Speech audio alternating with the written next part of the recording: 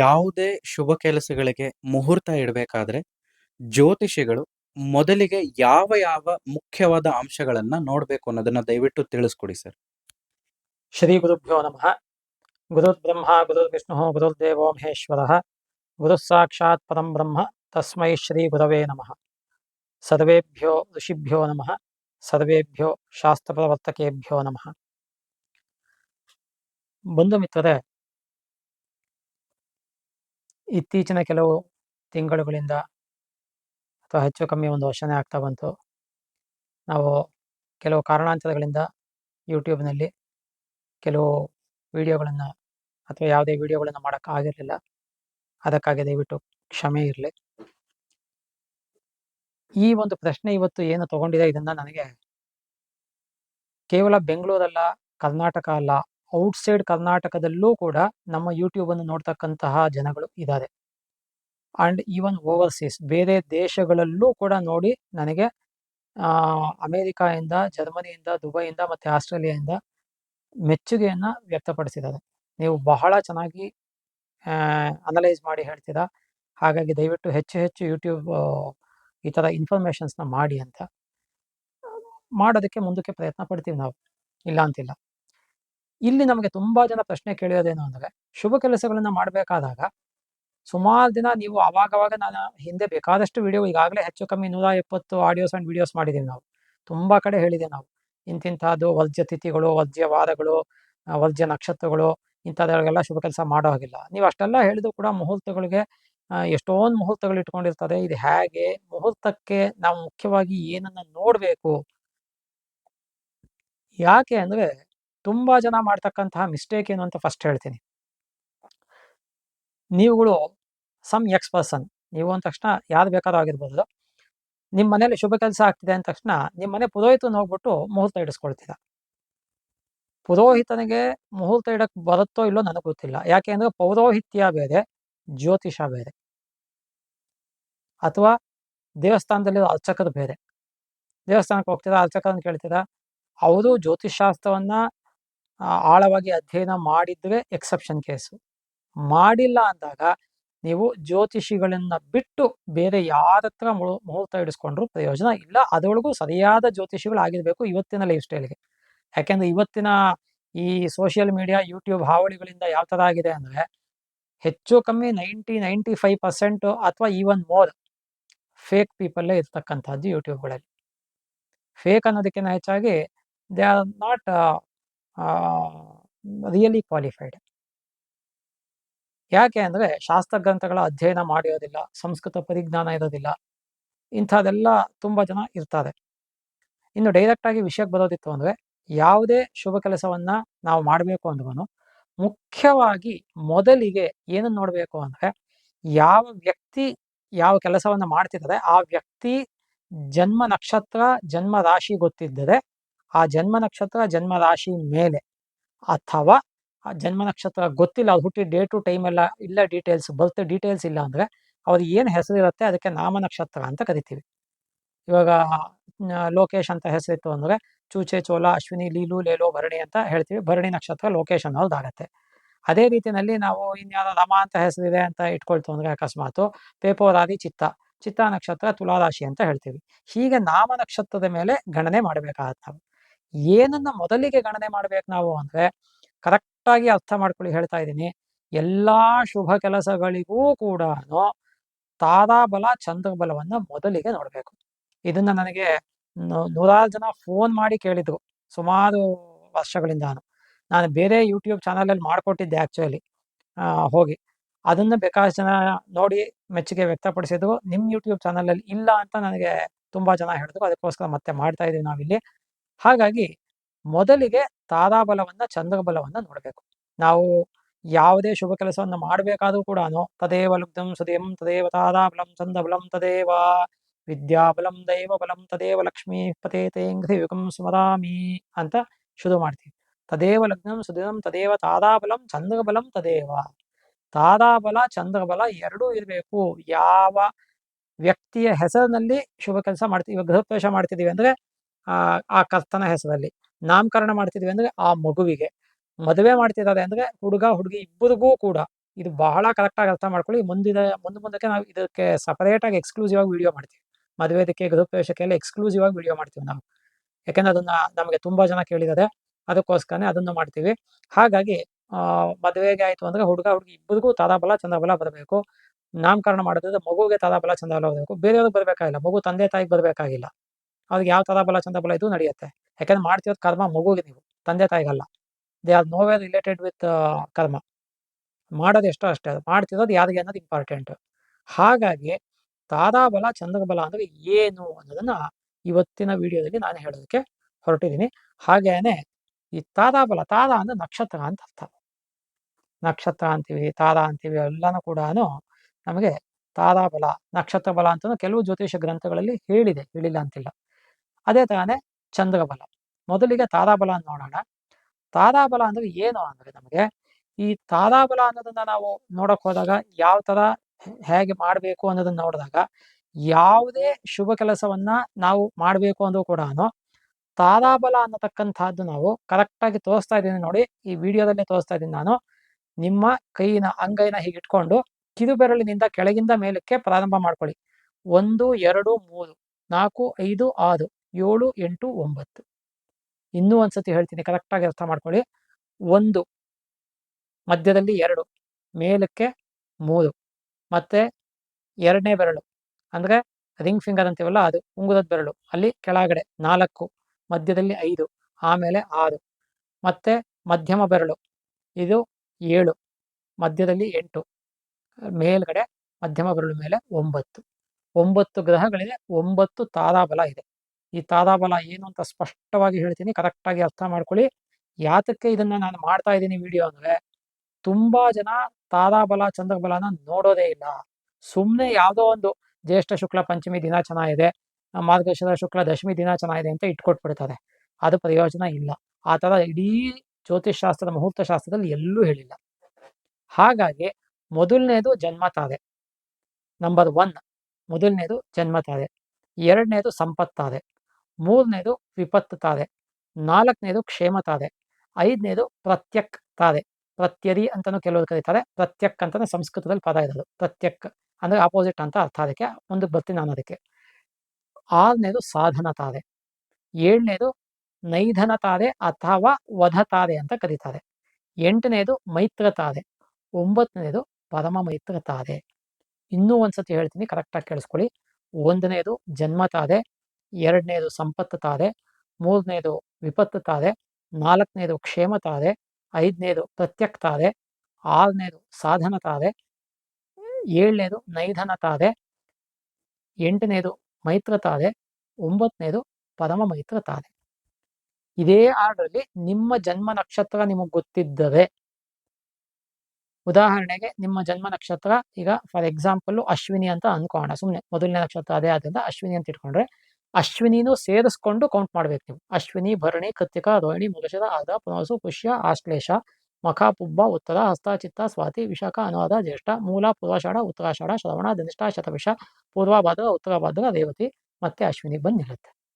So 9 3 27, 3 9 27 ಕರೆಕ್ಟಾಗಿ ಹಾಗೆ ಬಂದು ನಿಲ್ಲುತ್ತೆ. ಸೊ ಹಾಗಾಗಿ ಅಶ್ವಿನಿ ನಕ್ಷತ್ರ ನಿಮ್ಮ ಜನ್ಮ ನಕ್ಷತ್ರ ಆಗಿದ್ರೆ ಅಶ್ವಿನಿ ಜನ್ಮ ತಾರೆ ಆಗುತ್ತೆ, ಅಶ್ವಿನಿ ನಕ್ಷತ್ರ. ಭರಣಿ ಸಂಪತ್ ತಾರೆ ಆಗುತ್ತೆ, ಕೃತ್ತಿಕ ವಿಪತ್ ತಾರೆ ಆಗುತ್ತೆ, ರೋಹಿಣಿ ಅನ್ನತಕ್ಕಂಥದ್ದು ಕ್ಷೇಮ ತಾರೆ ಆಗುತ್ತೆ, ಮೃಗಶಿರ ಅನ್ನೋದು ಪ್ರತ್ಯಕ್ ತಾರೆ ಆಗುತ್ತೆ, ಆರ್ದ್ರ ಅನ್ನತಕ್ಕಂಥದ್ದು ಸಾಧನ ತಾರೆ ಆಗುತ್ತೆ, ಪುನರ್ವಸು ಅನ್ನತಕ್ಕಂಥದ್ದು ನೈಧನ ತಾರೆ ಆಗುತ್ತೆ, ಪುಷ್ಯ ಅನ್ನತಕ್ಕಂಥದ್ದು ಮೈತ್ರ ತಾರೆ ಆಗುತ್ತೆ, ಆಶ್ಲೇಷ ಅನ್ನತಕ್ಕಂಥದ್ದು ಪರಮ ಮೈತ್ರ ತಾರೆ ಆಗುತ್ತೆ. ಇದೇ ರೀತಿ ಎಲ್ಲಾ ನಕ್ಷತ್ರಗಳಿಗೂ ಕೂಡ ನೀವು ಕ್ಯಾಲ್ಕುಲೇಟ್ ಮಾಡ್ಕೊಳ್ತಕ್ಕಂಥದ್ದು. ಇವಾಗ ಸುಮ್ಮನೆ ಇನ್ನೂ ಒಂದು ಎಕ್ಸಾಂಪಲ್ ಹೇಳುತ್ತೇನೆ ನಿಮಗೆ, ಯಾಕೆಂದ್ರೆ ಒಂದಕ್ಕೆ ಹೇಳಿದ್ರೆ ಗೊತ್ತಾಗದೆ ಇರಬಹುದೇನೋ ಅಂತ ಇನ್ನೊಂದು ಎಕ್ಸಾಂಪಲ್ ತಗೊಳ್ತೀನಿ. ಫಾರ್ ಎಕ್ಸಾಂಪಲ್ ನಿಮ್ದು ಪುಷ್ಯ ನಕ್ಷತ್ರ ಅಂತಾನೆ ಇಟ್ಕೊಳ್ಳೋಣ. ಪುಷ್ಯ, ಆಶ್ಲೇಷ, ಮಖ, ಪುಬ್ಬ, ಉತ್ತರ, ಹಸ್ತ, ಚಿತ್ತ, ಸ್ವಾತಿ, ವಿಶಾಖ, ಅನುರಾಧ, ಜ್ಯೇಷ್ಠ, ಮೂಲ, ಪೂರ್ವಾಷಾಢ, ಉತ್ತರಾಷಾಢ, ಶ್ರವಣ, ಧನಿಷ್ಠ, ಶತಭಿಷ, ಪೂರ್ವಭದ್ರ, ಉತ್ತರಭದ್ರ, ರೇವತಿ, ಅಶ್ವಿನಿ, ಭರಣಿ, ಕೃತ್ತಿಕ, ರೋಹಿಣಿ, ಮೃಗಶಿರ, ಆರ್ದ್ರ, ಪುನರ್ವಸು, ಪುಷ್ಯ. ಮೂರನೇ ಪರ್ಯಾಯಕ್ಕೆ ಬಂದಾಗ ಮೊದಲನೇ ಜಾಗ ಎಲ್ಲಿ ಸ್ಟಾರ್ಟ್ ಮಾಡಿರ್ತೀವಿ ಅಲ್ಲಿಗೆ ನೀವು ಹೇಳಿದ ಫಸ್ಟ್ ನಕ್ಷತ್ರನೇ ಬಂದು ನಿಲ್ಲಬೇಕು. ಇದು ತಾರಾಬಲ. ಹೀಗೆ ಬಂದಾಗ ತಾರಾಬಲ ಯಾವುದು ಶುಭ ತಾರೆ ಯಾವುದು ಅಶುಭ ತಾರೆ ಅನ್ನೋದನ್ನ ಫಸ್ಟ್ ತಿಳ್ಕೊಳ್ಳಿ. 2 4 6 8 9 ಕರೆಕ್ಟಾಗಿ ಹೇಳ್ತೀನಿ. 2 ಅಂದ್ರೆ ಸಂಪತ್ತು ತಾರೆ, 4 ಅಂದ್ರೆ ಕ್ಷೇಮತಾರೆ, 6 ಅಂದ್ರೆ ಸಾಧನತಾರೆ, ಮತ್ತೆ 8 ಅಂದ್ರೆ ಮೈತ್ರತಾರೆ, 9 ಅಂದ್ರೆ ಪರಮ ಮೈತ್ರತಾರೆ. ಈ 5 ತಾರೆಗಳು ಯಾವುದೇ ಶುಭ ಕೆಲಸ ಮಾಡಬೇಕಾದ್ದು. ಈ 5 ಬಿಟ್ಟು ಜನ್ಮ ತಾರೆನಲ್ಲಿ ಕೆಲವುದಕ್ಕೆ ಮಾಡ್ಬೋದು, ಕೆಲವುದಕ್ಕೆ ಮಾಡಬಾರ್ದು ಅಂತ ಇದೆ. ಮುಂದಕ್ಕೆ ಹೇಳ್ತೀನಿ ನಾನು ಅದನ್ನು. ಪ್ರಥಮಂ ವರ್ಜ್ಯ, ದ್ವಿತೀಯೇ ತೃತೀಯಂ ವರ್ಜ್ಯೆ, ತೃತೀಯೇ ಪಂಚಮಂ ವರ್ಜ್ಯ, ಸಪ್ತಮಂ ಸರ್ವತ್ರ ವರ್ಜ್ಯೇತ್ ಅಂತ ಶಾಸ್ತ್ರದಲ್ಲಿ ಒಂದು ಮಾತಿದೆ, ಶ್ಲೋಕ ಇದೆ. ಸೊ ಜನ್ಮ ತಾರೆ ಆದಷ್ಟು ಅವಾಯ್ಡ್ ಮಾಡೋದು ಒಳ್ಳೆಯದು. ವಿಪತ್ತಾರೆ, ವಿಪತ್ತನ್ನೋ ಪದನೇ ಹೇಳತ್ತೆ ನಿಮಗೆ. ವಿಪತ್ತು ತಾರೆನಲ್ಲಿ ಯಾವುದೇ ಶುಭ ಕೆಲಸ ಮಾಡಬಾರ್ದು ಅಂತ ಕರೆಕ್ಟಾಗಿ ಅರ್ಥ ಮಾಡ್ಕೊಳ್ಳಿ. ಆದರೆ ಒಂದು ಎಕ್ಸಂಪ್ಷನ್ ಇದೆ ಅಂತ ನನಗೆ ಬಹಳ ಹಿಂದೆ ಒಬ್ಬರು ಪಂಡಿತರು ಹೇಳಿದ್ರು. ಅದನ್ನ ಇಲ್ಲಿಗೆ ಹೇಳ್ಬಿಡ್ತೀನಿ, ಯಾಕಂದ್ರೆ ವಿಪತ್ತಾರೆ ವಿಚಾರ ಬಂತು, ಅದರಿಂದ ಹೇಳ್ಬಿಡ್ತೀನಿ ನಾನು. ಮದುವೆನಲ್ಲಿ, ವಿವಾಹದಲ್ಲಿ ಕನ್ಯೆಗೆ ಅಕಸ್ಮಾತ್ ವಿಪತ್ತಾರೆ ಆದರೆ ಮಾಡಬಹುದು ಅಂತ ಹೇಳಿದ್ರು. ಕನ್ಯಾಯಾಹ ವಿವಾಹೇತು ವಿಪತ್ತಾರೆ ಪ್ರಶಸ್ಯತೆ ಅಂತ ಒಂದು ಮಾತಿದೆ ಅಂತ ಹೇಳಿದ್ರು. ಆದರೆ ಇದು ಈ ಮಾತಿಗೆ ಶಾಸ್ತ್ರ ಪ್ರಮಾಣ ಎಲ್ಲಿದೆ ನನಗೆ ಗೊತ್ತಿಲ್ಲ, ಸ್ಪಷ್ಟವಾಗಿ ಹೇಳ್ತೀನಿ ನಾನು. ಯಾಕಂದ್ರೆ ಆ ಥರ ಸಾವಿರಾರು ಗ್ರಂಥಗಳಿದೆ, ಎಲ್ಲೂ ನಾನು ನೋಡಿಲ್ಲ. ಬಟ್ ಯಾವುದೋ ಒಬ್ರು ಪಂಡಿತರು ಹೇಳಿದ್ರು, ಟ್ರಸ್ಟ್ ವರ್ತಿ ಆದಂತಹ ಪಂಡಿತರು ಹೇಳಿದ್ರು. ಶಾಸ್ತ್ರ ಪ್ರಮಾಣ ನಾನು ಕೇಳಿದ್ದೆ, ನೋಡ್ಬೇಕಪ್ಪ ಅಂತ ಹೇಳಿದ್ರು. ನಾನು ಹೇಳ್ತಿದ್ದು ಹೆಚ್ಚು ಕಮ್ಮಿ 35 ವರ್ಷದ ಕೆಳಗಿನ ಮಾತಿದೆ. ಹಾಗಾಗಿ ಈ ಒಂದು ಮಾತು ಇದೆ ಅನ್ನೋದನ್ನ ನಾನು ಹೇಳಿದೆ ಅಷ್ಟೇ. ಆದರೆ ಸಾಮಾನ್ಯವಾಗಿ ವಿಪತ್ತಾರೆ ವರ್ಜ್ಯ ಮಾಡೋದು ಸೂಕ್ತ. ನೆಕ್ಸ್ಟು ಪ್ರತ್ಯಕ್ತಾರೆ, 5ನೇದು. ಪ್ರತ್ಯಕ್ ಅನ್ನೋದ್ರೆ ಆಪೋಸಿಟ್ ಅಂತ ಅರ್ಥ, ವಿರುದ್ಧ ಅಂತ ಅರ್ಥ. ನೀವು ಏನು ಅನ್ಕೊಂಡು ಕರ್ಮ ಮಾಡ್ತೀರಾ, ಫಲ ಯಾವ್ದು ಸಿಗಬೇಕು ಅಂತ, ಅದಕ್ಕೆ ವಿರುದ್ಧವಾದ ಫಲ ಸಿಗತ್ತೆ ಪ್ರತ್ಯಕ್ತಾರೆನಲ್ಲಿ ನೀವು ಮಾಡ್ತು ಅಂದ್ರೆ. ಹಾಗಾಗಿ ಪ್ರತ್ಯಕ್ತಾರೇನು ವರ್ಜ್ಯ. ಜನ್ಮತಾರೆ ವರ್ಜ್ಯ, ವಿಪತ್ತಾರೆ ವರ್ಜ್ಯ, ಪ್ರತ್ಯಕ್ತಾರೆ ವರ್ಜ್ಯ. 7ನೇದು, 6ನೇದು ಸಾಧಂತಾರೆ, 7ನೇದು ನೈಧಂತಾರೆ ಅಥವಾ ವಧತಾರೆ ಅಂತ ಕರಿತೀವಿ. ನೈಧನಂ ನಿಧನಂ ಪ್ರೋಕ್ತಂ ಅಂತ ಶಾಸ್ತ್ರದಲ್ಲಿ ವಾಕ್ಯ ಇದೆ. ನೈಧನ ಅಂದ್ರೆ ನಿಧನ ಅಂದ್ರೆ ಮರಣ ಅಥವಾ ಸಾವು ಅಂತ ಅರ್ಥ. ಹಾಗಾಗಿ ನೈಧನ ತಾರೆನಲ್ಲಿ ಯಾವ ಶುಭ ಕೆಲಸನೂ ಯಾವ ಕಾಲಕ್ಕೂ ಮಾಡಲೇಕೂಡದು. ಕರೆಕ್ಟಾಗಿ ಅರ್ಥ ಮಾಡ್ಕೊಳ್ಳಿ. ಯಾವ ವ್ಯಕ್ತಿ ಹೆಸರಲ್ಲಿ ಕರ್ಮ ಮಾಡ್ತಿರ್ತೀವಿ ಆ ವ್ಯಕ್ತಿಗೆ ಮಾತ್ರ ಇದು ಅಪ್ಲೈ ಆಗ್ತಕ್ಕಂಥದ್ದು.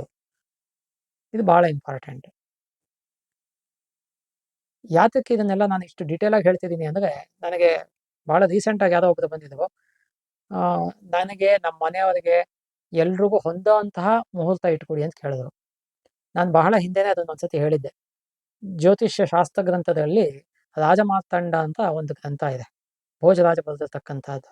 ಅದರೊಳಗೆ ಅವನು ಹೇಳ್ತಾನೆ, ನಾನು ಶಾಸ್ತ್ರಗಳನ್ನ ಸಂಪೂರ್ಣವಾಗಿ ಅಧ್ಯಯನ ಮಾಡಿದ್ದೀನಿ, ಅದನ್ನ ಸಂಪೂರ್ಣವಾಗಿ ಅಲ್ಲದೆ ಇದ್ರು ಸುಮಾರು ಅಧ್ಯಯನ ಮಾಡಿದ್ದೀನಿ, ಅದರಿಂದ ಗ್ರಂಥಗಳನ್ನ ಕೋಟ್ ಮಾಡಿ ನಿಮ್ಗೆ ಉಲ್ಲೇಖ ಮಾಡ್ತೀನಿ. ರಾಜಮಾರ್ತಾಂಡ ಅನ್ನತಕ್ಕಂತಹ ಗ್ರಂಥದಲ್ಲಿ ಭೋಜರಾಜ ಹೇಳ್ತಾನೆ, ಯಾವ ವ್ಯಕ್ತಿಗೆ ಕರ್ಮ ಮಾಡ್ತೀವಿ ನಾವು ಯಾರ ಹೆಸರಲ್ಲಿ ಅವ್ರಿಗೆ ಮಾತ್ರ ನೋಡ್ಬೇಕೆ ಹೊರತು ತಾರಾಬಲ ಚಂದ್ರಬಲಾದಿಗಳನ್ನ ಮನೇಲಿರೋರು ಎಲ್ರಿಗೂ ನೋಡ್ಬೇಕಾದ ಅವಶ್ಯಕತೆ ಇಲ್ಲ ಅನ್ನೋದನ್ನ ಹೇಳ್ತಾನೆ. ಹಾಗಾಗಿ ನಾವು ನೈದನ್ ತಾರೆ ಬಂತು ಅಂದ್ರೆ ಕಡಾಖಂಡಿತವಾಗಿ ವರ್ಜ್ಯ ಮಾಡಬೇಕು. ಸೊ ಹಾಗಾಗಿ 4 ತಾರೆಗಳು ವರ್ಜ್ಯ: ಜನ್ಮತಾರೆ, ವಿಪತ್ತಾರೆ, ಪ್ರತ್ಯಕ್ತಾರೆ, ನೈದಂತಾರೆ. ಜನ್ಮತಾರೆನೆ ಕೆಲವುದಕ್ಕೆ ಮಾಡ್ಬೋದು ಅಂತ ಹೇಳುತ್ತೆ. ಇವಾಗ ಯಾತ್ರೆಗೆ ಜನ್ಮತಾರೆ ವರ್ಜ್ಯ ಅಂತ ಹೇಳುತ್ತೆ, ವಿವಾಹಕ್ಕೆ ಜನ್ಮತಾರೆ ವರ್ಜ್ಯ ಅಂತ ಹೇಳುತ್ತೆ. ಈ ಥರದ್ದೆಲ್ಲ ಇದೆ ಕೆಲವೆಲ್ಲ. ಹಾಗಾಗಿ ಜನ್ಮತಾರೇನು ವರ್ಜ್ಯ ಅಂತಾನೆ ಹೇಳ್ತೀವಿ ನಾವು. ಯಾಕೆಂದ್ರೆ ಜನ್ಮತಾರೆಗೂ ಕೂಡ ಇಲ್ಲಿ ದಾನ ಹೇಳಿದೆ. ಯಾವ್ಯಾವ ತಾರಾಬಲಕ್ಕೆ ದಾನ ಹೇಳಿದೆ ಅದು ವರ್ಜ್ಯ ಅಂತ ಅರ್ಥ. ಅದನ್ನ ನಿಮ್ಗೆ ಡೀಟೇಲ್ ಆಗಿ ತಿಳಿಸ್ತೀನಿ. ಇಷ್ಟು ಡೀಟೇಲ್ ಆಗಿ ನಿಮಗೆ ಬಹುಶಃ ಯೂಟ್ಯೂಬ್ ಚಾನಲಲ್ಲಿ ತಾರಾಬಲದ ಬಗ್ಗೆ ಯಾವುದು ಮಾಡಿರಲ್ಲ. ತಾರಾಬಲ, ಚಂದ್ರಬಲ ಎರಡೂ ಒಂದೇ ವಿಡಿಯೋದಲ್ಲೇ ಮಾಡ್ತಾ ಇದೀವಿ ನಾವು. ಅದು ವಿಶೇಷ, ಯಾಕಂದ್ರೆ ಜನಗಳಿಗೆ ಎಲ್ಲ ಇನ್ಫಾರ್ಮೇಶನ್ ಒಂದೇ ಕಡೆ ಇರ್ಲಿ ಅನ್ನೋ ಕಾರಣಕ್ಕೋಸ್ಕರ. ಸೊ ಈಗ ನಾವು ಈ ತಾರಾಬಲದಲ್ಲಿ ಜನ್ಮತಾರೆಗೆ ಅಧಿಪತಿ ಬಂದ್ಬಿಟ್ಟು ಸೂರ್ಯ. ಈ ಜನ್ಮತಾರೆಗೆ ಅಧಿಪತಿ ಸೂರ್ಯ. ಇದಕ್ಕೆ ಫಲ ಏನು? ಜನ್ಮತಾರೆನಲ್ಲಿ ನಾವು ಕರ್ಮವನ್ನ ಮಾಡ್ತು ಅಂದ್ರೆ ಏನು ಫಲ ಅಂದ್ರೆ ದೇಹ ನಾಶ ಅಂತ ಹೇಳುತ್ತೆ, ಅಂದ್ರೆ ಅನಾರೋಗ್ಯ ಉಂಟಾಗತ್ತೆ ಅಂತ ಹೇಳುತ್ತೆ. ಹಾಗಾದ್ರೆ ಇದಕ್ಕೆ ಏನು ದಾನ ಅಂತ ಕೇಳ್ತು ಅಂದ್ರೆ ಶಾಖದಾನ ಅಂತ ಹೇಳಿದೆ ಶಾಸ್ತ್ರದಲ್ಲಿ. ಶಾಖ ಅಂದ್ರೆ ತರಕಾರಿ, ತರಕಾರಿ ದಾನ ಕೊಡಬೇಕು ಅಂತ ಹೇಳಿದೆ. ಇದು ಎಮರ್ಜೆನ್ಸಿ ಕೇಸ್ಗಳಲ್ಲಿ. ಎಮರ್ಜೆನ್ಸಿ ಅಂದ್ರೆ ಏನು ಅಂತ ಮುಂದಕ್ಕೆ ಹೇಳ್ತೀನಿ ನಾನು ಮತ್ತೆ. ಸಂಪತ್ತಾರೆ, ಬುಧ ಅಧಿಪತಿ. ಫಲ ಏನದಕ್ಕೆ ಅಂದ್ರೆ ಐಶ್ವರ್ಯ ಅಂದ್ರೆ ಸಂಪತ್ತು. ಹಾಗಾಗಿ ಇದಕ್ಕೆ ಯಾವುದೇ ದಾನ ಹೇಳಿಲ್ಲ, ಯಾಕಂದ್ರೆ ಇದು ಒಳ್ಳೆಯದು. ವಿಪತ್ತಾರೆ, ಇದಕ್ಕೆ ರಾಹು ಅಧಿಪತಿ. ಈ ವಿಪತ್ತಾರೆನಲ್ಲಿ ಮಾಡಿದ್ರೆ ಏನು ಫಲ ಬರುತ್ತೆ ಕರ್ಮ ಮಾಡಿದ್ರೆ ಅಂದ್ರೆ ದರಿದ್ರತೆ ಅಂತ ಹೇಳಿದೆ. ದರಿದ್ರತಾ ಅಂತ ಸಂಸ್ಕೃತದಲ್ಲಿ ತಗೊಂಡಿದ್ದಾನೆ. ಅದಕ್ಕೋಸ್ಕರನೇ ನಾವು ಕರ್ಮ ಮಾಡಿದ್ಮೇಲೆ ಬಡತನ ಉಂಟಾಗತ್ತೆ, ನಮಗೆ ದುಡ್ಡು ಲಾಸ್ ಆಗತ್ತೆ, ಅದಕ್ಕೋಸ್ಕರನೇ ನಾವು ಮಾಡಬಾರ್ದು. ಇದಕ್ಕೆ ದಾನ ಏನು ಹೇಳಿದೆ ಅಂದರೆ ಗುಡದಾನ ಅಂತ ಹೇಳಿದೆ. ಗುಡ ಅಂದರೆ ಬೆಲ್ಲ ಅಂತ ಅರ್ಥ. 4ನೇದು ಕ್ಷೇಮತಾದೆ. ಕ್ಷೇಮತಾದೆಗೆ ಬೃಹಸ್ಪತಿ ಅಂದರೆ ಗುರು ಅಧಿಪತಿ. ಕ್ಷೇಮತಾದನಲ್ಲಿ ಮಾಡಿದ್ರೆ ಏನಾಗುತ್ತೆ? ಕ್ಷೇಮ ಅಥವಾ ಸೌಖ್ಯ ಅಂತ ಹೇಳಿದೆ ಶಾಸ್ತ್ರದಲ್ಲಿ. ಹಾಗಾಗಿ ನೀವು ಸುಖವಾಗಿರ್ತೀರಾ ಅಂತ ಅರ್ಥ. ಸೊ ಮನುಷ್ಯ ಎಲ್ಲರೂ ಸುಖನೇ ಇಷ್ಟಪಡ್ತಾರೆ ಅಂತ ಕ್ಷೇಮತಾದಲ್ಲಿ ಮಾಡ್ತಕ್ಕಂಥದ್ದು ಒಳ್ಳೆಯದು. ಇದಕ್ಕೆ ಯಾವುದೇ ದಾನ ಹೇಳಿಲ್ಲ, ಯಾಕೆಂದ್ರೆ ಇದು ಶುಭ ಫಲವನ್ನು ಕೊಡುತ್ತೆ. ನೆಕ್ಸ್ಟ್ ಪ್ರತ್ಯಕ್ತಾದೆ. ಪ್ರತ್ಯಕ್ತಾದೆಗೆ ಕೇತು ಅಧಿಪತಿ. ಈ ಕೇತು ಅಧಿಪತಿ ಮತ್ತೆ ಇದಕ್ಕೆ ಫಲ ಏನು ಹೇಳಿದೆ ಅಂದ್ರೆ ಪ್ರತ್ಯಕ್ತಾದನಲ್ಲಿ ಮಾಡಿದ್ರೆ ಕಾರ್ಯ ನಾಶ ಅಂತ ಹೇಳಿದೆ. ನೀವು ಮಾಡ್ತಕ್ಕಂತಹ ಕಾರ್ಯ ಯಾವ ಉದ್ದೇಶ ಇಟ್ಕೊಂಡು ಮಾಡ್ತೀರಾ ಅದು ನಾಶ ಆಗತ್ತೆ ಅಂತ ಹೇಳಿದೆ. ಅದಕ್ಕೆ ದಾನ ಏನು ಹೇಳಿದೆ ಅಂದ್ರೆ ಲವಣ ದಾನ ಅಂತ ಹೇಳಿದೆ, ಅಂದ್ರೆ ಉಪ್ಪನ್ನ ದಾನ ಕೊಡ್ತಕ್ಕಂಥದ್ದು. ಇನ್ನು ಸಾಧನ ತಾದೆ. ಸಾಧನ ತಾರೆಗೆ ಅಧಿಪತಿ ಬಂದು ಚಂದ್ರ. ಇದಕ್ಕೆ ಫಲ ಏನು ಅಂದ್ರೆ ಕಾರ್ಯಸಿದ್ಧಿ ಅಥವಾ ಕಾರ್ಯ ಸಾಧನೆ ಅಂತ ಹೇಳಿದೆ.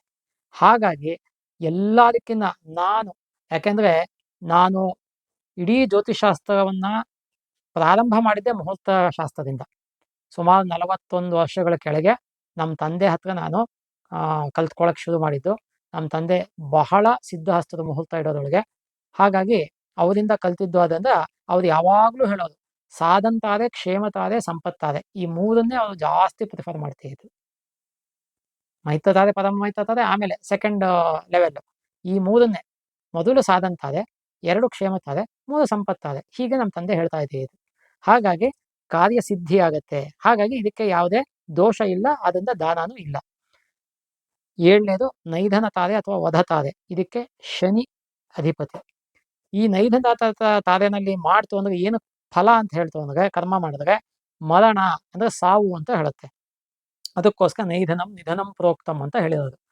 ಮರಣ ಉಂಟಾಗತ್ತೆ ಮನೆಯಲ್ಲಿ, ಅದಕ್ಕೋಸ್ಕರ ನೈಧನ ತಾರೆನ ವರ್ಜ್ಯ ಮಾಡಬೇಕು. ಇದಕ್ಕೆ ಏನು ದಾನ ಹೇಳಿದೆ? ತಿಲ ದಾನ ಅಂತ ಹೇಳಿದೆ. ತಿಲ ಅಂದ್ರೆ ಕರಿ ಎಳ್ಳು, ಎಲ್ಲೆಲ್ಲ ದಾನ ಮಾಡಬೇಕು ಅಂತ ಹೇಳಿದೆ. ನೆಕ್ಸ್ಟ್ 8ನೇದು ಮಿತ್ರತಾರೆ ಅಥವಾ ಮೈತ್ರತಾರೆ ಅಂತ ಕರಿತೇವೆ ನಾವು. 2 ತರನೇ ಇದೆ ಜ್ಯೋತಿಷಾಸ್ತ್ರ ಗ್ರಂಥಗಳಲ್ಲಿ. ಶುಕ್ರ ಅಧಿಪತಿ ಅದಕ್ಕೆ. ಇದರಿಂದ ಮಾಡೋದ್ರಿಂದ ಏನಾಗತ್ತೆ ಅಂದ್ರೆ ಸ್ನೇಹ ವೃದ್ಧಿ ಆಗತ್ತೆ ಅಂತ ಹೇಳುತ್ತೆ ಶಾಸ್ತ್ರದಲ್ಲಿ. ಮೈತ್ರ ಅಥವಾ ಮೈತ್ರಿ ಅಂತ ಹೇಳುತ್ತೆ, ಸ್ನೇಹ. ಇದಕ್ಕೆ ಯಾವುದೇ ದೋಷ ಇಲ್ಲ, ಅದರಿಂದ ದಾನ ಹೇಳಿಲ್ಲ. ಅದೇ ರೀತಿಯಲ್ಲಿ 9ನೇದು ಪರಮ ಮೈತ್ರ ತಾರೆ. ಇದಕ್ಕೆ ಕುಜ ಅಧಿಪತಿ. ಈ ಪರಮ ಮೈತ್ರ ತಾರೆಗೆ ಫಲ ಏನು ಹೇಳಿದೆ ಶಾಸ್ತ್ರದಲ್ಲಿ ಅಂತ ನೋಡ್ತು ಅಂದ್ರೆ ನಾವು ಪರಮ ಮೈತ್ರ ಅತಿಯಾದಂತಹ ಸ್ನೇಹ ಉಂಟಾಗತ್ತೆ ಅಂತ ಹೇಳಿದೆ.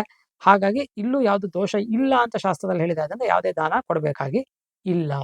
ಸೊ ಒಂದೊಂದು ತಾರಾಬಲನೂ ಅದರ ಅಧಿಪತಿನೂ ಅದಕ್ಕೆ ದಾನ ಯಾವ್ಯಾವ್ದಿದೆ ಅನ್ನೋದನ್ನ ಹೇಳಿದ್ದೀನಿ. ಜನ್ಮ ತಾರೆಗೆ, ವಿಪತ್ತಾರೆಗೆ, ಪ್ರತ್ಯಕ್ ತಾರೆಗೆ, ಸಾಧನ್ ತಾರೆಗೆ, ನೈಧನ್ ತಾರೆಗೆ ದೋಷ ಇದೆ. ಅದಕ್ಕೋಸ್ಕರ ಅವುಗಳಲ್ಲಿ ನಮಗೆ ದಾನ ಹೇಳಿದೆ. ಸಂಪತ್ತಾರೆ, ಕ್ಷೇಮತಾರೆ, ಸಾಧಂತಾರೆ, ಮೈತ್ರತಾರೆ, ಪರಮ ಮೈತ್ರತಾರೆ, ಇದಿಷ್ಟು ಬಹಳ ಒಳ್ಳೆಯದು. ಇದಿಷ್ಟರೊಳಗೂ ತುಂಬಾ ಒಳ್ಳೇದು ಯಾವುದು ಅಂದ್ರೆ ನಾನು ಅವಾಗಲೇ ಹೇಳಿದ ಆರ್ಡ್ರೇನೆ, ಸಾಧನತಾರೆ, ಕ್ಷೇಮತಾರೆ, ಸಂಪತ್ತಾರೆ. ಇನ್ನು ನಾವು ಈ ತಾರಾಬಲ ನೋಡಿದ ಮೇಲೆ ನೈಧನ ತಾರೆನಲ್ಲಿ ಯಾವುದೇ ಶುಭ ಕೆಲಸ ಮಾಡಬಾರ್ದು. ಇಲ್ಲಿ ದಾನ ಹೇಳಿದೆ ಅನಿರ್ವಾಹ ಪಕ್ಷದಲ್ಲಿ, ಎಮರ್ಜೆನ್ಸಿನಲ್ಲಿ ಅಂತ ಹೇಳಿದೆ ಅವಾಗಲೇ. ಏನ್ ಎಮರ್ಜೆನ್ಸಿ? ಮನೆಯಲ್ಲಿ ಯಾರೋ ಸೀರಿಯಸ್ ಆಗಿರ್ತಾರೆ, ಅಥವಾ ಯಾರಿಗೋ ಅಜ್ಜಿನೋ ತಾತನೋ ಇನ್ಯಾರೋ ಇರ್ತಾರೆ, ಮುತ್ತಜ್ಜಿನೋ ಯಾರೋ ಇರ್ತಾರೆ ಅಂತ ಇಟ್ಕೋಣ, ಅಥವಾ ಅನಾರೋಗ್ಯ ಪೀಡಿತರು ಇನ್ನೇನು ಸ್ವಲ್ಪ ದಿನಗಳೆಲ್ಲ ಸ್ವಲ್ಪ ಕಾಲದಲ್ಲಿ ಹೋಗ್ತಾರೆ, ಅವ್ರಿಗೆ ನೋಡ್ಬೇಕು ಏನೋ ಒಂದು ಕರ್ಮ ಅಂತ ಆಸೆ ಇರುತ್ತೆ ಅಂದಾಗ ಅಕಸ್ಮಾತ್ ಅನಿರ್ವಾಹ ಪಕ್ಷ ಆಯ್ತು ಅಂತ ಇಟ್ಕೊಳ್ಳಿ. ಯಾವುದೋ ದಿನಶುದ್ಧಿ ಬೇರೆ ಎಲ್ಲ ಇದೆ, ಅದನ್ನು ನಾನು ಹೇಳ್ತೀನಿ. ತಿಥಿ, ವಾರ, ನಕ್ಷತ್ರ, ಯೋಗ, ಕರ್ಣ ಎಲ್ಲ ಹೊಂದತ್ತೆ ಅಂತ ಇದ್ದಾಗ ಜನ್ಮತಾರೆ ಆಯ್ತು ಅಂತ ಇಟ್ಕೋಣ. ತರಕಾರಿ ದಾನ ಅಂತ ಹೇಳಿದೆ, ಯಾವುದೋ ಒಂದು ತರಕಾರಿ ದಾನ ಮಾಡಿ ಯಥಾಶಕ್ತಿ.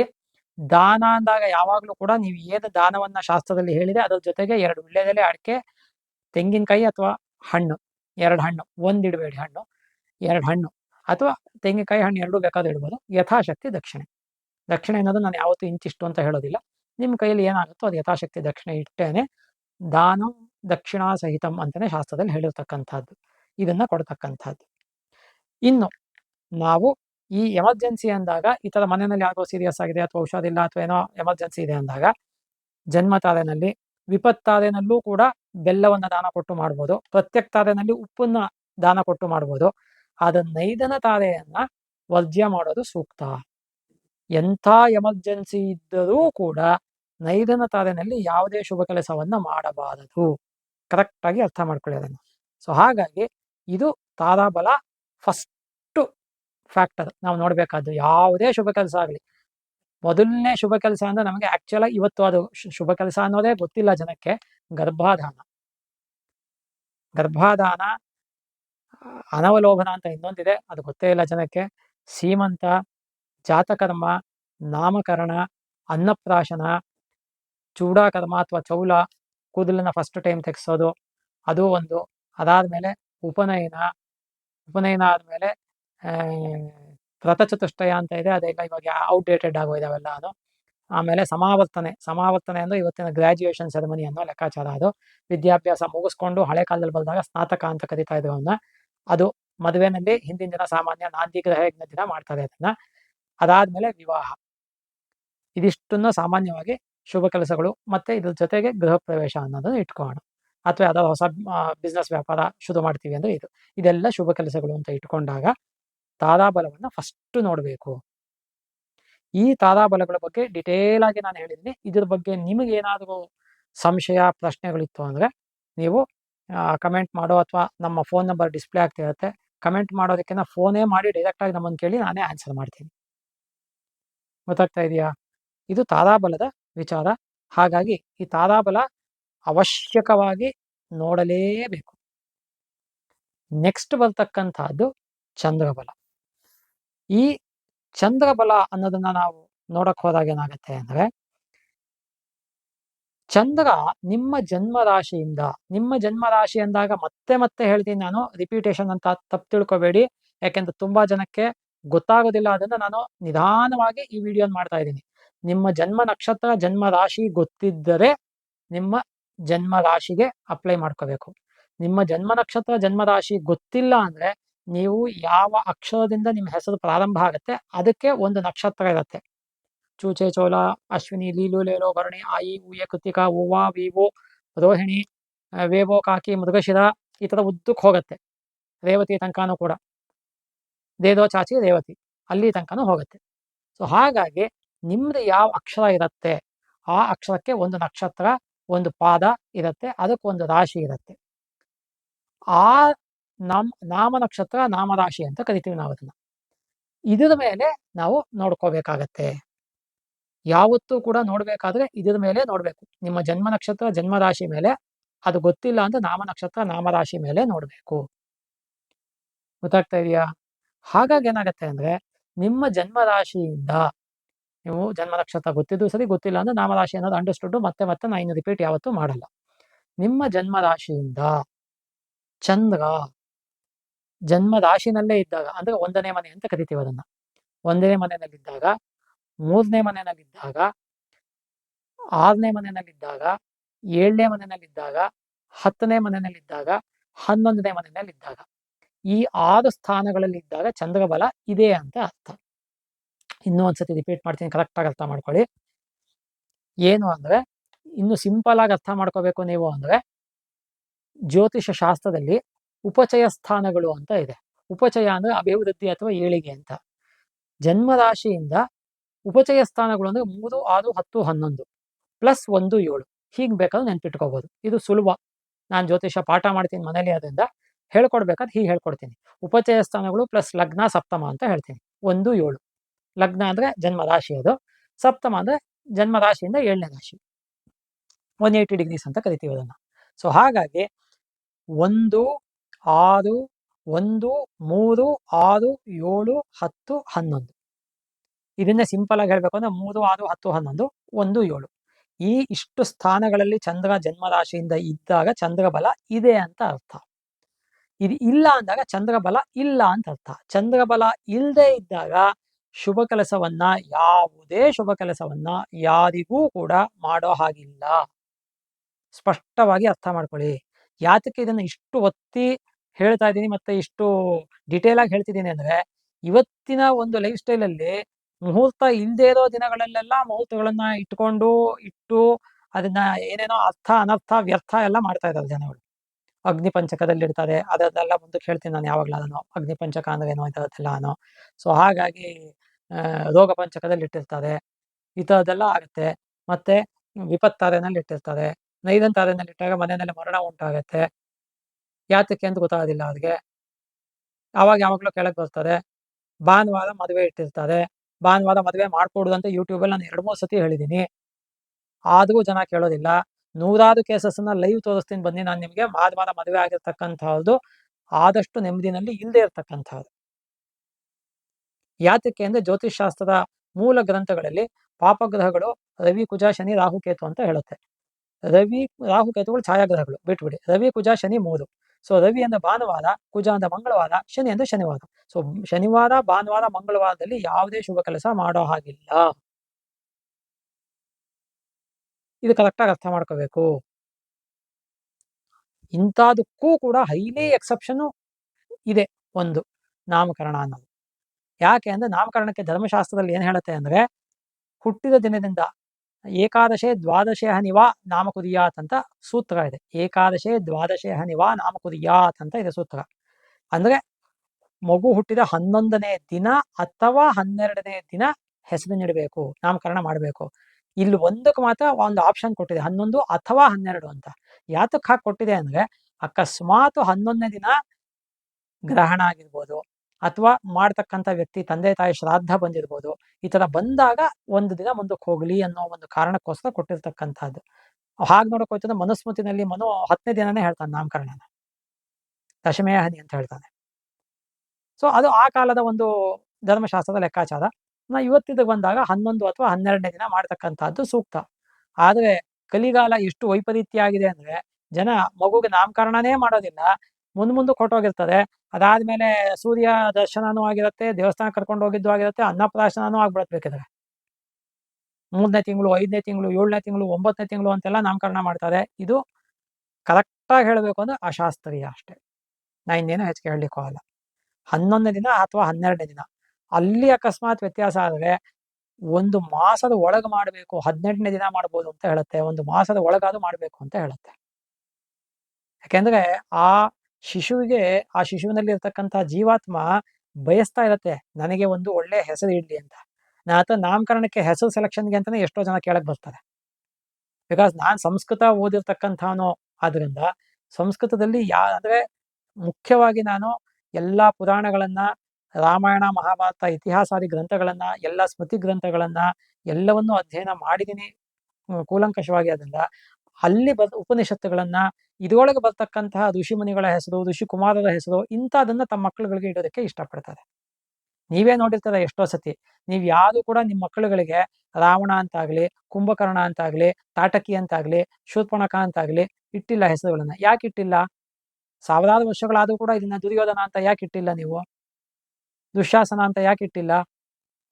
ಹೆಸರುಗಳಲ್ಲಿ ಒಂದು ವೈಬ್ರೇಷನ್ ಇರುತ್ತೆ. ನಾವ್ ಇವತ್ತಿಗೂ ಕೂಡ ರಾಮ ಅಂತ ಇಡ್ತೀವಿ. ರಾಮ ಅಷ್ಟೆಲ್ಲ ವನವಾಸ ಮಾಡ್ದ, ಕಷ್ಟಪಟ್ಟ. ಕೃಷ್ಣನೂ ಕಷ್ಟಪಟ್ಟ, ಯಾವತ್ತೂ ರಾಜ ಆಗಿರ್ಲಿಲ್ಲ. ಅದು ನಾವು ರಾಮ ಅನ್ನೋ ಹೆಸರು ಇಡ್ತೀವಿ, ಕೃಷ್ಣ ಅನ್ನೋ ಹೆಸರು ಇಡ್ತೀವಿ. ಯಾಕೆ? ಭಗವಂತನ ನಾಮಸ್ಮರಣೆ ನಿತ್ಯ ಆಗ್ಬೇಕು. ನಮ್ಮ ಹೆಸರು, ನಮ್ಮ ಮಕ್ಕಳುಗಳ ಹೆಸರನ್ನ ಪ್ರತಿದಿನ ನಾವು ದಿನಕ್ಕೆ 10 ಬಾರಿ ಕರೀತಾ ಇದ್ದಾಗ 10 ಬಾರಿ ಭಗವಂತನ ನಾಮಸ್ಮರಣೆ ಆಗುತ್ತೆ ಅನ್ನೋ ಲೆಕ್ಕಾಚಾರದಲ್ಲಿ. ಹಾಗಾಗಿ ಅದ್ರ ಬಗ್ಗೆ ಎಲ್ಲ, ನಾಮಕರಣದ ಬಗ್ಗೆನೂ ನಾವು ಆಲ್ರೆಡಿ ಯೂಟ್ಯೂಬಲ್ಲಿ ಮಾಡಿದೀವಿ. ಸ್ಕ್ರೋಲ್ ಮಾಡ್ಕೊಂಡು ಸುಧರ್ಮ ಶ್ಯಾಮ್ ಪ್ರಕಾಶ್ ಶರ್ಮಾ ಅನ್ನತಕ್ಕಂಥ ಯೂಟ್ಯೂಬ್ ಚಾನಲ್ನ ಸ್ಕ್ರೋಲ್ ಮಾಡ್ಕೊಂಡು ನೀವು ನೋಡ್ಕೋಬಹುದು. ಇದೇ ಅಲ್ಲಿ ನೀವು ಇನ್ಯಾವುದಾದ್ರು ಮಾಡಬೇಕು ಅನ್ನೋದಿದ್ರೆ ನಮಗೆ ತಿಳಿಸಿ, ಫೋನ್ ಮಾಡಿ, ನಾವು ಅದನ್ನು ಕೂಡ ಮಾಡೋದಕ್ಕೆ ಪ್ರಯತ್ನ ಪಡ್ತೀವಿ. ಇದು ಚಂದ್ರಬಲದ ವಿಚಾರ. ಇನ್ನೂ ಒಂದು ಮಾತು ಹೇಳಿರ್ತೀನಿ.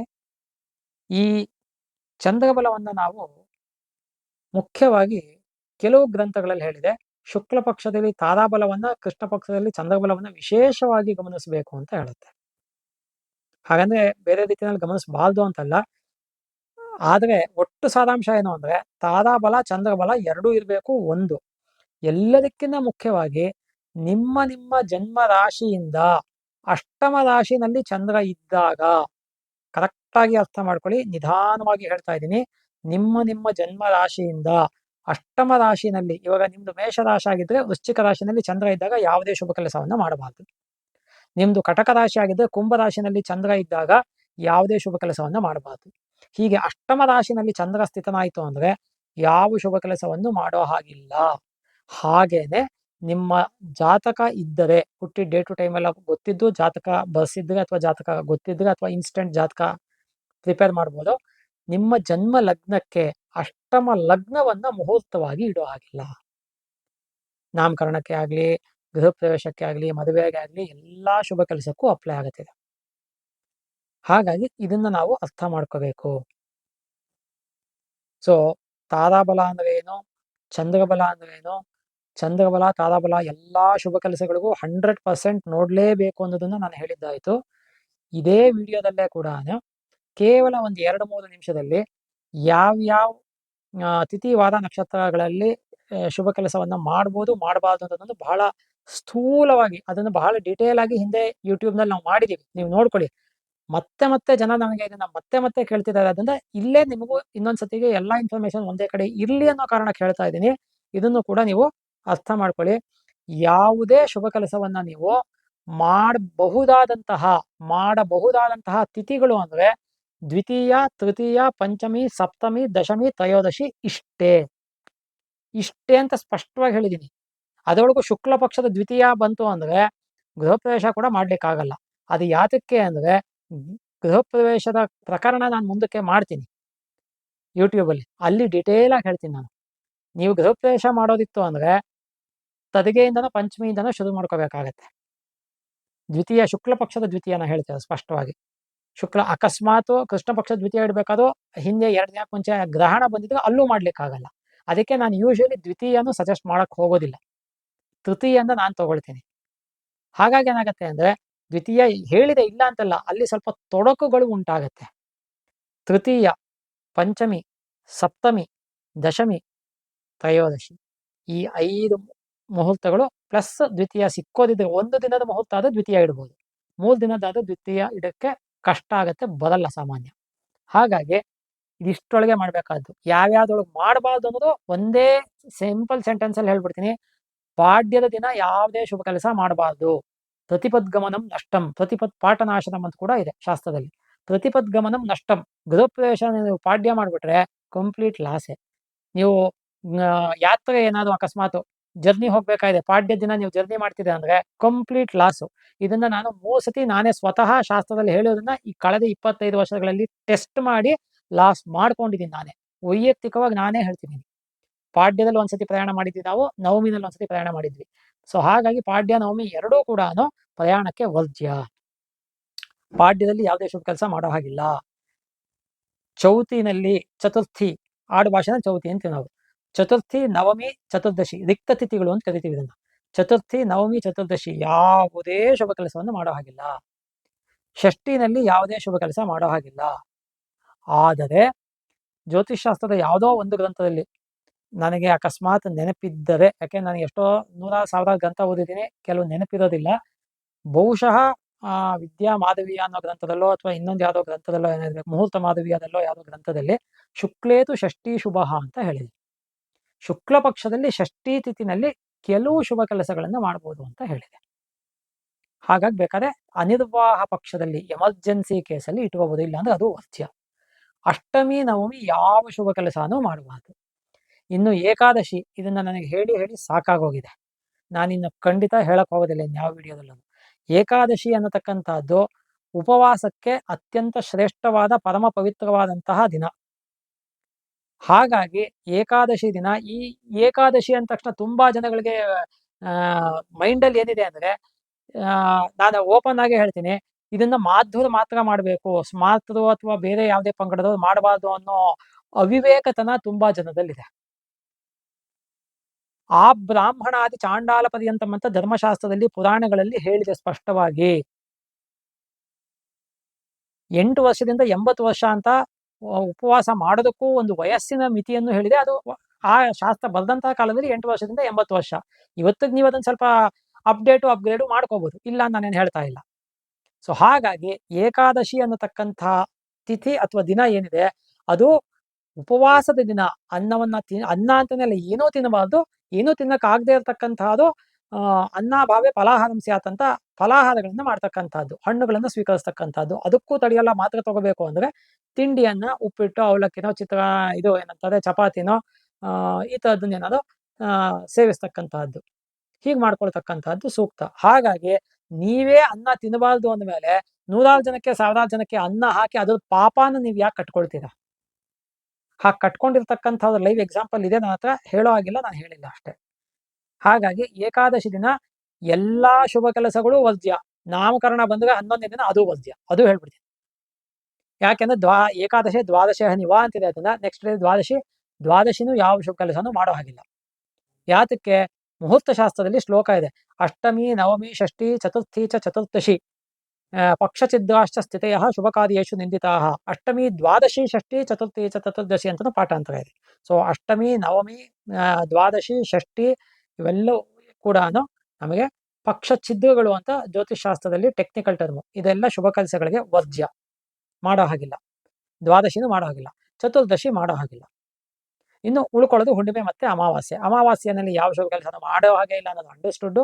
ಹುಣ್ಣಿಮೆನಲ್ಲೂ ಕೂಡ ಯಾವುದೇ ಶುಭ ಕೆಲಸ ಮಾಡೋದು ನಮ್ಮಲ್ಲಿ ಪದ್ಧತಿ ಬಂದಿಲ್ಲ, ಮಾಡೋ ಹಾಗಿಲ್ಲ ಅಂತ ಹೇಳ್ತಿಲ್ಲ, ಕರೆಕ್ಟಾಗಿ ಅರ್ಥ ಮಾಡ್ಕೊಳ್ಳಿ.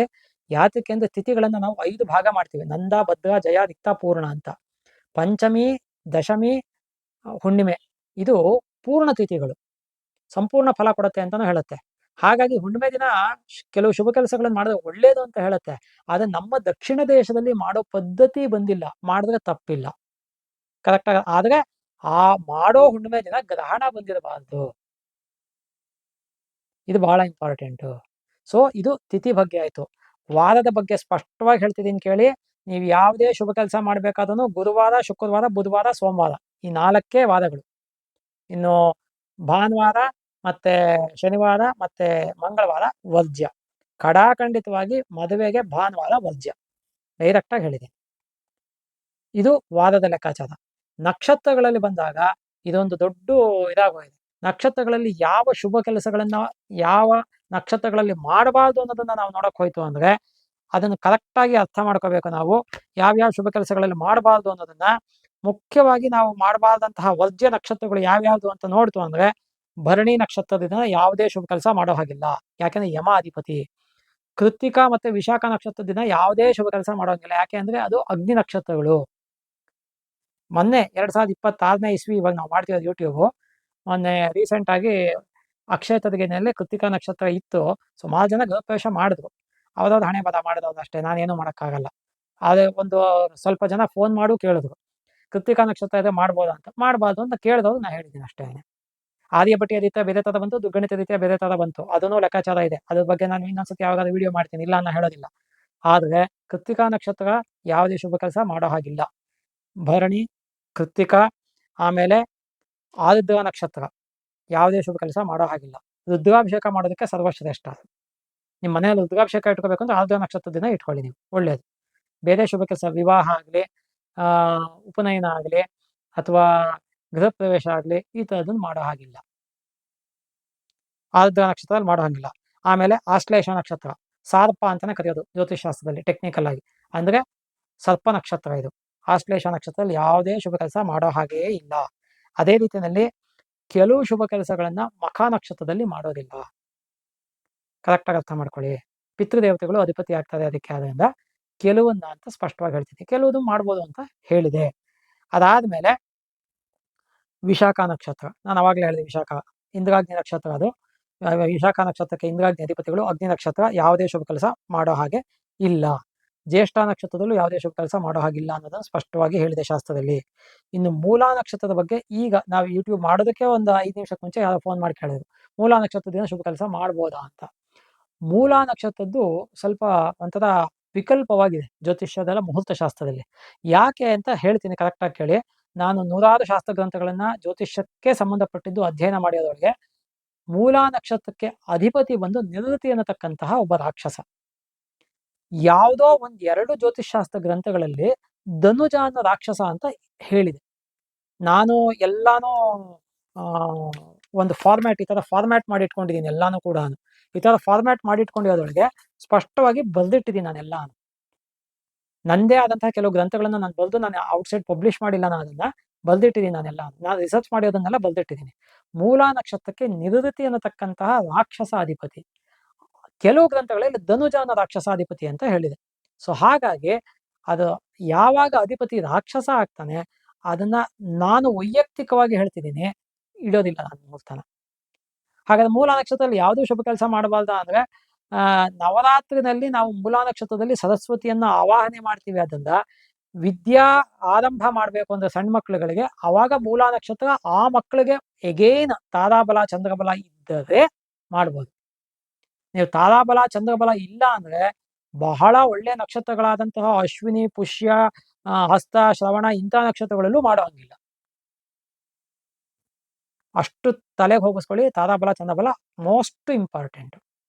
ಸೊ ಹಾಗಾಗಿ ಈ ಮೂಲಾ ನಕ್ಷತ್ರದ ಬಗ್ಗೆ ಈ ತರ ಒಂದು ಲೆಕ್ಕಾಚಾರ ಇದೆ. ಇಷ್ಟು ನಕ್ಷತ್ರಗಳು ಕೂಡ ವರ್ಜ್ಯ, ಯಾವುದೇ ಶುಭ ಕೆಲಸ ಮಾಡೋ ಹಾಗಿಲ್ಲ. ಇನ್ನು ಸಾಧಾರಣ ನಕ್ಷತ್ರಗಳು ಅಂತ ಕೆಲವಿದೆ. ಮುಹೂರ್ತ ಶಾಸ್ತ್ರದಲ್ಲೇನೆ ಇರೋದಿದು. ನಾನು ಸುಮಾರು 10-12 ಗ್ರಂಥಗಳನ್ನ ರೆಫರ್ ಮಾಡಿ ಅದನ್ನೆಲ್ಲ ನೋಡಿ ಬರೆದಿರತಕ್ಕಂಥದ್ದು. ಮುಹೂರ್ತ ತತ್ವ ಆಗಿರ್ಬೋದು, ಮುಹೂರ್ತ ಪಾರಿಜಾತ ಆಗಿರ್ಬೋದು, ಮುಹೂರ್ತ ಚಿಂತಾಮಣಿ ಆಗಿರ್ಬೋದು, ಮುಹೂರ್ತ ಮಾರ್ತಂಡ ಆಗಿರ್ಬೋದು, ಮುಹೂರ್ತ ದರ್ಪಣ ಆಗಿರ್ಬೋದು, ಇಂಥದ್ದೆಲ್ಲ ಗ್ರಂಥಗಳನ್ನು ನೋಡಿ ಬರೆದಿರ್ತಕ್ಕಂಥದ್ದು. ಸಾಧಾರಣ ನಕ್ಷತ್ರಗಳು ಮಖ, ಪೂರ್ವ ಫಲ್ಗುಣಿ, ಪೂರ್ವಾಷಾಢ, ಪೂರ್ವಭಾದ್ರ, ಇದೆಲ್ಲಾನು ಸ್ವಲ್ಪ ಸಾಧಾರಣ ಅಂತ ಹೇಳುತ್ತೆ. ಹಾಗಾದ್ರೆ ಉತ್ತಮ ನಕ್ಷತ್ರಗಳು ಯಾವುದು ಶುಭ ಕೆಲಸಕ್ಕೆ ಅಂತ ಕೇಳ್ತು ಅಂದ್ರೆ ಇದು ಮೋಸ್ಟ್ ಇಂಪಾರ್ಟೆಂಟ್ ತಿಳ್ಕೊಂಡಿರಿ. ಅಶ್ವಿನಿ ನಕ್ಷತ್ರ ಅಂದ್ರೆ ಎಗೇನ್ ಆ ನಕ್ಷತ್ರ ನಿಮಗೆ ತಾರಾಬಲಕ್ಕೆ ಹೊಂದಬೇಕು. ಹೊಂದಿಲ್ಲ ಅಂದ್ರೆ ಪ್ರಯೋಜನ ಇಲ್ಲ. ಇದನ್ನ ಮತ್ತೆ ಮತ್ತೆ ನಾ ಹೇಳೋದಿಲ್ಲ. ಅಶ್ವಿನಿ ನಕ್ಷತ್ರ. ಅದೇ ರೀತಿಯಲ್ಲಿ ನಾವು ರೋಹಿಣಿ ನಕ್ಷತ್ರದಲ್ಲಿ ಶುಭ ಕೆಲಸ ಮಾಡ್ಬೋದು. ಮತ್ತೆ ಮೃಗಶಿರ ನಕ್ಷತ್ರದಲ್ಲಿ ಶುಭ ಕೆಲಸ ಮಾಡ್ಬೋದು. ಪುಷ್ಯ ನಕ್ಷತ್ರದಲ್ಲಿ ಶುಭ ಕೆಲಸ ಮಾಡ್ಬೋದು. ಮತ್ತೆ ಉತ್ತರ ನಕ್ಷತ್ರದಲ್ಲಿ ಶುಭ ಕೆಲಸ ಮಾಡ್ಬೋದು. ಹಸ್ತ ನಕ್ಷತ್ರದಲ್ಲಿ ಮಾಡ್ಬೋದು. ಸ್ವಾತಿ ನಕ್ಷತ್ರದಲ್ಲಿ ಮಾಡ್ಬೋದು. ಅನುರಾಧ ನಕ್ಷತ್ರದಲ್ಲಿ ಮಾಡ್ಬೋದು. ಮತ್ತೆ ಉತ್ತರಾಷಾಢದಲ್ಲಿ ಮಾಡ್ಬೋದು. ಶ್ರವಣ ನಕ್ಷತ್ರದಲ್ಲಿ ಮಾಡ್ಬೋದು. ಉತ್ತರ ಭಾದ್ರ ನಕ್ಷತ್ರದಲ್ಲಿ ಮಾಡ್ಬೋದು. ರೇವತಿ ನಕ್ಷತ್ರದಲ್ಲಿ ಮಾಡ್ಬೋದು. ಇವಿಷ್ಟೊಳಗೂ ಕೂಡ ಇನ್ನೂ ಚೆನ್ನಾಗಿರ್ತಕ್ಕಂತಹ ನಕ್ಷತ್ರಗಳು ಯಾವುದು? ಚಿತ್ತಾ ನಕ್ಷತ್ರದಲ್ಲೂ ಮಾಡ್ಬೋದು. ಇವಿಷ್ಟೊಳಗೂ ಚೆನ್ನಾಗಿರತಕ್ಕಂತಹ ನಕ್ಷತ್ರಗಳು ಯಾವುದು ಅಂತನೂ ನಾನು ಮಾಡಿಟ್ಟಿದ್ದೀನಿ. ಅದನ್ನು ಸ್ಪೆಷಲ್ ಆಗಿ ಟಿಕ್ ಮಾಡಿಟ್ಟಿದ್ದೀನಿ ಇಲ್ಲಿ. ಯಾವ್ಯಾವುದು ಅಂದ್ರೆ ಅಶ್ವಿನಿ, ಪುಷ್ಯ, ಹಸ್ತ, ಈ 3 ಕ್ಷಿಪ್ರ ಸಂಜ್ಞೆ ಅಂತ ಹೇಳುತ್ತೆ ಮುಹೂರ್ತ ಜ್ಯೋತಿಷಾಸ್ತ್ರದಲ್ಲಿ. ಕ್ಷಿಪ್ರ ನಕ್ಷತ್ರಗಳು ಅಂತ ಹೇಳುತ್ತೆ. ಬೇಗ ಫಲವನ್ನ ಕೊಡುತ್ತೆ ಇದು. ಯಾವುದೇ ಶುಭ ಕೆಲಸವನ್ನು ಮಾಡಿದಾಗ ಅಶ್ವಿನಿ, ಪುಷ್ಯ, ಹಸ್ತ ಇದು ಎಗೇನ ನಿಮಗೆ ತಾರಾಬಲಕ್ಕೆ ಚಂದ್ರಬಲಕ್ಕೆ ಬಂದರೆ ಅದನ್ನೇ ಫಸ್ಟ್ ಪ್ರಯಾರಿಟಿ ಇಟ್ಕೊಂಡು ಮಾಡಿ. ಇಲ್ಲ ಅಂದ್ರೆ ಬೇರೆದು ಯಾವ್ದಿರುತ್ತೆ ನೋಡಿ. ಅಶ್ವಿನಿ ನಕ್ಷತ್ರ ಆಗಿರ್ಬೋದು. ಪುನರ್ವಸು ನಕ್ಷತ್ರದಲ್ಲಿ ಗೃಹ ಪ್ರವೇಶ ಕೂಡುದು ಅಂತ ಯಾವುದೋ ಒಂದ್ ಕಡೆ ಹೇಳಿದೆ. ಇದನ್ನ ನಾನು ಸ್ಪಷ್ಟವಾಗಿ ಹೇಳಿದ್ದೀನಿ. ಗೃಹ ಪ್ರವೇಶದ ಟೈಮಲ್ಲೂ ಸಾಧ್ಯ ಆದ್ರೆ ಹೇಳ್ತೀನಿ ನಾನು ಅದು ಯೂಟ್ಯೂಬ್ ಮಾಡಿದಾಗ. ಯಾತಕ್ಕೆ ಅಂದ್ರೆ ಪುನರ್ವಸುನಲ್ಲಿ ಮಾಡ್ತು ಅಂದ್ರೆ ಯಜಮಾನನ ಕೈ ತಪ್ಪ ಹೋಗುತ್ತೆ. ಮನೆ ಅಥವಾ ಬಿಲ್ಡಿಂಗ್, ಯಾವುದೇ ಬಿಲ್ಡಿಂಗ್ ಆಗಿ, ಮನೆನೇ ಆಗಿರ್ಬೇಕು ಅಂತ ಕಮರ್ಷಿಯಲ್ ಅಂದ್ರೆ ಕಮರ್ಷಿಯಲ್ ಬಿಲ್ಡಿಂಗ್, ಆ ತರ ಆ ಭವನ ಕೈ ತಪ್ಪ ಹೋಗುತ್ತೆ ಅಂತ ಹೇಳುತ್ತೆ. ಅದಕ್ಕೋಸ್ಕರ ಪುನರ್ವಸು ನಕ್ಷತ್ರದಲ್ಲಿ ಗೃಹ ಪ್ರವೇಶ ಆದಷ್ಟು ವರ್ಜ್ಯ ಮಾಡಿ. ಅಕಸ್ಮಾತ್ ಮುಂಚೆ ನಾವು ಮಾಡ್ಬಿಟ್ಟಿದೀವಿ ಗೊತ್ತಿಲ್ಲ ಅನ್ನೋಂಥದ್ದು ಏನು ಮಾಡ್ಬೇಕು ಅಂತ ನಮ್ಮನ್ನ ಮೊನ್ನೆ ರೀಸೆಂಟ್ ಆಗಿ ಯಾರೋ ಫೋನ್ ಮಾಡಿ ಕೇಳಿದ್ರು. ಅದನ್ನ ನೀವು ಇದನ್ನ ಹೇಳಿದ್ರೆ ನಮಗೆ ಒಂದ್ಸತಿ ಎಲ್ಲೋ ಒಂದ್ ಕಡೆ ಹೋಗಿದ್ದಾಗ ನಾನು ಹೇಳಿದೆ, ಪಬ್ಲಿಕ್ ಇದರೊಳಗೆ ಹೇಳಿದ್ದೆ, ಅದು ಮಾಡಬಾರ್ದು. ಅಯ್ಯೋ ಶಾಸ್ತ್ರಿಗಳೇ, ನಾವು ಮಾಡ್ಬಿಟ್ಟಿದ್ವಿ, ನಾವು ಏನ್ ಮಾಡ್ಬೇಕು ಅಂದ್ರು.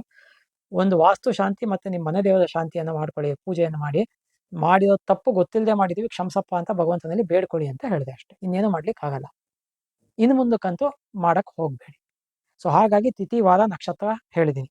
ಯೋಗಗಳ ಲೆಕ್ಕಾಚಾರಕ್ಕೆ ಬಂದಾಗ ನಾವು ಅಲ್ಲಿ ಯೋಗಗಳಲ್ಲಿ ಕೆಲವು ಯೋಗಗಳಲ್ಲಿ ಮಾಡಬಾರ್ದು ಅನ್ನೋದನ್ನ ಸ್ಪಷ್ಟವಾಗಿ ಹೇಳುತ್ತೆ ನಮಗೆ. ವೈದ್ಯುತಿ ವ್ಯತಿಪಾತ ಬಹಳ ಮುಖ್ಯವಾಗಿ ಮಾಡಬಾರ್ದು. ನೋಡಿ, ಯಾವ್ಯಾವ ಯೋಗಗಳಲ್ಲಿ ಮಾಡಬಾರ್ದು ಅನ್ನೋದನ್ನು ಸ್ಪಷ್ಟವಾಗಿ ಶಾಸ್ತ್ರದ ಪ್ರಕಾರ ಮಾಡಿಟ್ಟಿದ್ದೀನಿ. ಆದಷ್ಟು ವೈದ್ಯುತಿ ವ್ಯತಿಪಾತ ಅದೆರಡಕ್ಕೂ ಕೂಡ ಮಹಾಪಾತ ಅಂತ ಟೆಕ್ನಿಕಲ್ ಟರ್ಮ್ ಇದೆ ಧರ್ಮಶಾಸ್ತ್ರದಲ್ಲಿ. ಯಸ್ಮಿನ್ ದಿನೇ ಮಹಾಪಾತಃ ತದ್ದಿನಂ ವರ್ಜಯೇತ್ ಬುಧಃ ಅಂತ. ಇದನ್ನ ಯಾವ ಜ್ಯೋತಿಷಿಗಳು ಕೂಡ ನೋಡೋದೇ ಇಲ್ಲ. ಯಾಕಂದ್ರೆ ಜ್ಯೋತಿಷ್ಯ ಗೊತ್ತಿದ್ರೆ ಸಾಲದಕ್ಕೆ ಧರ್ಮಶಾಸ್ತ್ರನೂ ಗೊತ್ತಿರಬೇಕು. ಅದಕ್ಕೆ ಮುಹೂರ್ತ ಇಡಿಸ್ಬೇಕಾದ್ರೆ ಆ ಮುಹೂರ್ತ ಇಡತಕ್ಕಂತಹ ವ್ಯಕ್ತಿ ಜ್ಯೋತಿಷ್ಯ ಶಾಸ್ತ್ರವನ್ನೂ ಓದಿರ್ಬೇಕು, ಧರ್ಮಶಾಸ್ತ್ರವನ್ನೂ ಓದಿರ್ಬೇಕು, ತಕ್ಕ ಮಟ್ಟಿಗೆ ಪೌರೋಹಿತ್ಯನೂ ಗೊತ್ತಿರಬೇಕು ಒಂಚೂರಾದನ್ನು. ಯಾಕಂದ್ರೆ ಕೆಲವು ಸರಿ ಬೆಳಗ್ಗೆ 6:15 6:45 ಅಥವಾ 7 ಗಂಟೆಗೆ ಅಂತ ಮುಹೂರ್ತ ಇಟ್ಬಿಡ್ತಾರೆ ಮದುವೆಗೆ. ಅಷ್ಟಕ್ಕೆ ಮುಂಚೆ ನಮಗೆ ಹಿಂದಿನ ಕೈಂಕರ್ಯಗಳೆಲ್ಲ ಆಗ್ಬೇಕಲ್ಲ, ಅದು ಎಲ್ಲಿಂದ ಮಾಡಕ್ಕಾಗತ್ತೆ? ಇದೆಲ್ಲ ಬೇಸಿಕ್ ಕಾಮನ್ ಸೆನ್ಸ್ ಆಗಿರುತ್ತೆ. ಅದಕ್ಕೋಸ್ಕರನೇ ವೈದ್ಯುತಿ ವ್ಯತಿಪಾತದಲ್ಲಿ ಯಾವುದೇ ಶುಭ ಕೆಲಸವನ್ನು ಮಾಡಲೇ ಕೂಡುದು. ನಾಮಕರಣವನ್ನೂ ಕೂಡ ಮಾಡ್ಕೊಡುದು. ಯಾವಾಗ್ಲೂ ಹೇಳ್ತಾ ಇರ್ತೇನೆ. ಮತ್ತೆ ನಮಗೆ ಇಲ್ಲಿ ಏನಾಗತ್ತೆ ಅಂದ್ರೆ ಅತಿಗಂಡ ಅನ್ನತಕ್ಕಂತಹ ಯೋಗ, ಅದೇ ರೀತಿಯಲ್ಲಿ ಶೂಲ ಯೋಗ, ಗಂಡ ಯೋಗ, ತಕ್ಕ ಮಟ್ಟಿಗೆ ವ್ಯಾಘಾತ ಯೋಗ, ವ್ಯತಿಪಾತ ವೈದ್ಯುತಿ ಮಾಡ್ಲೇಬಾರ್ದು ಅಂತ ಹೇಳ್ಬಿಟ್ಟಿದ್ದೀನಿ. ಇದು ಬಿಟ್ರೆ ಇನ್ನ ನಿಮಗೆ ತುಂಬಾ ಒಳ್ಳೆ ಮುಹೂರ್ತ ಬೇಕು ಅಂದಾಗ ಈ 4 ಯಾವ್ಯಾವುದು ಅತಿಗಂಡ, ಮತ್ತೆ ಶೂಲ, ಮತ್ತೆ ಗಂಡ ಯೋಗ, ವ್ಯಾಘಾತ ಮತ್ತೆ ಪರಿಘ, ಈ 5 ಯೋಗಗಳನ್ನು ವರ್ಜ್ಯ ಮಾಡತಕ್ಕಂತಹದ್ದು ಒಳ್ಳೆಯದು. ಇನ್ನು ಕರಣಗಳ ವಿಚಾರಕ್ಕೆ ಬಂದಾಗ ಭದ್ರಾಕರಣವನ್ನ ಎಲ್ಲ ಶುಭ ಕೆಲಸಗಳಿಗೂ ವರ್ಜ್ಯ ಮಾಡಬೇಕು ಅಂತ ಶಾಸ್ತ್ರದಲ್ಲಿ ಹೇಳಿದೆ. ಪುರಾಣದಲ್ಲೂ ಕೂಡ ಬಂದಿದೆ ಇದು. 2 ಕಡೆ ಪುರಾಣದಲ್ಲಿ ಬಂದಿದೆ. ಯಾಕಂದ್ರೆ ಅಷ್ಟೂ ಪುರಾಣಗಳನ್ನು ಸಂಪೂರ್ಣವಾಗಿ ಅಧ್ಯಯನ ಮಾಡಿರ್ತಕ್ಕಂಥವನು. 2 ಕಡೆ ಪುರಾಣದಲ್ಲಿ ಬಂದಿದೆ. ಭದ್ರಾಕರಣವನ್ನ ಅದನ್ನ ವಿಷ್ಟಿ ಅಂತ ಕೂಡ ಕರಿತೀವಿ ನಾವು ಅದನ್ನ. ಹಾಗಾಗಿ ಭದ್ರಾಕರಣವನ್ನ ವರ್ಜ್ಯ ಮಾಡಬೇಕು ಅಂತ ಹೇಳುತ್ತೆ. ಯಾಕೆಂದ್ರೆ ಭದ್ರಾಕರಣದಲ್ಲಿ ಮಾಡಿದ ಕರ್ಮ ಲಾಸ್ ಮಾಡುತ್ತೆ ನಮಗೆ ಅಂತ ಹೇಳುತ್ತೆ.